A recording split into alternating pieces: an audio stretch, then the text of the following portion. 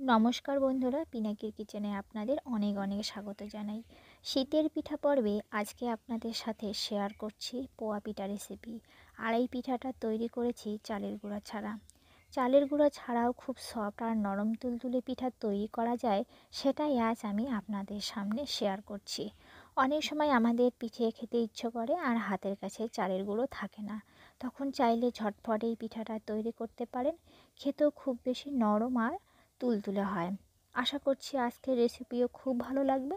তো চলুন দেখে নিন। পিঠে তৈরি করার জন্য নিয়ে নিচ্ছি 1 কাপ ময়দা। আপনারা চাইলে এখানে আটাটাও নিতে পারেন। তারপর ওই কাপেরই হাফ কাপ দিয়ে দিচ্ছি চিনি, হাফ কাপ দিয়ে দিচ্ছি সুজিটা এখানে অবশ্যই দিতে হবে। স্বাদ অনুযায়ী লবণ দিয়ে দিলাম। আপনারা এখানে পাউডার মিল্কও দিতে পারেন, আমার কাছে নেই, আমি দিলাম না। পাউডার মিল্ক দিলে পিঠাটা খেতে বেশি ভালো লাগে। এবারে শুকনো উপকরণগুলো একসাথে মিশিয়ে নিতে হবে। যখন মেশানো হয়ে যাবে তখন এখানে কুসুম গরম জল দিয়ে একটা ব্যাটার বানাতে হবে।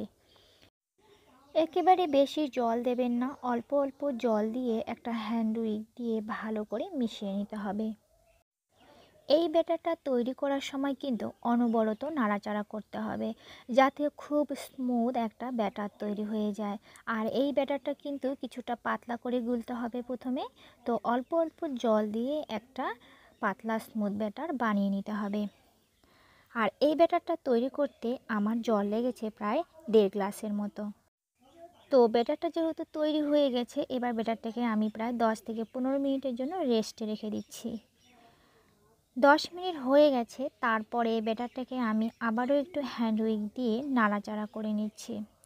এখন কিন্তু আগের তুলনায় অনেকটাই ঘন হয়ে এসেছে দেখুন, কারণ আমরা এখানে সুজি দিয়েছিলাম। সুজি কিছুটা রেস্টে দিলে অনেকটাই ঘন হয়ে আসে। এবারে দেখুন 4 থেকে 5টা গোটা এলাচ একটু আধ ভাঙা গুঁড়ো করে নিয়েছি, সেটা দিয়ে দিলাম।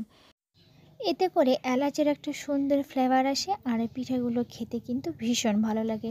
আপনারা চাইলে এলাচগুলোটাও দিতে পারেন। আবার একটু ভালো করে মিশিয়ে নিচ্ছি। এবারে পিঠার এই ব্যাটারের ঘনত্বটা একটা হাতা দিয়ে দেখিয়ে দিচ্ছি। আমাদের পিঠা তৈরি করার জন্য ব্যাটারটা একদম রেডি হয়ে গেছে। তারপর একটা কড়াই বসিয়ে দিয়ে কড়াই গরম করে পর্যাপ্ত পরিমাণে সাদা তেল দিয়ে দিচ্ছি। তেল প্রথমে মিডিয়াম টু হাই হিটে গরম করে নেব। তারপর গ্যাসের আঁচ মিডিয়ামে রেখে দেব। পোয়া পিঠা কিন্তু ডুবন্ত তেলে ভাজতে হয়। আর একটা গোল হাতা দিয়ে ব্যাটারটা দিয়ে দিচ্ছি। গোল হাতা দিয়ে দিলে পিঠাটা গোল হবে আর প্রত্যেকটা পিঠাই সমান মাপের হবে। একটু অপেক্ষা করলেই দেখা যাবে যে ফুলে উপরে চলে আসছে। গ্যাসের আঁচ মাঝারি রেখে পিঠাগুলো ভাজতে হবে। খুব বেশি আছে ভাজলে খুব তাড়াতাড়ি কালার চলে আসবে। একটা পাশ যখন লাল হয়ে যাবে তারপর পিঠাগুলো উল্টে দিতে হবে। এইভাবেই পিঠাগুলো উল্টে পাল্টে ভাজতে হবে। আর এই পিঠাগুলো অনেক বেশি ফুলকো হয়, কেউ বুঝতেই পারবে না যে এটা আপনি চালের গুঁড়ো ছাড়াই তৈরি করেছেন। আর এক্ষেত্রে কিন্তু ব্যাটারটা আপনাকে খুব ভালো করে সময় নিয়ে বানাতে হবে। আর অবশ্যই 10 থেকে 15 মিনিট রেস্টে দিতে হবে। আর কুসুম গরম জল দিয়ে ব্যাটারটা বানাতে হবে। আর অনেকটা সময় নিয়ে ব্যাটারটা ফেটাতে হবে, তাহলে পিঠাগুলো এরকম ফুলকো হবে আর সুন্দর হবে। এইভাবেই আমি সমস্ত পিঠা ভেজে নিয়েছি। আর এবারে দেখুন পিঠাগুলো কতটা ফুলকো হয়েছে আর কতটা নরম আর তুলতুলে হয়েছে। আর এই পিঠাগুলো কিন্তু অনেক দিন তুলতুলে আর নরম থাকবে।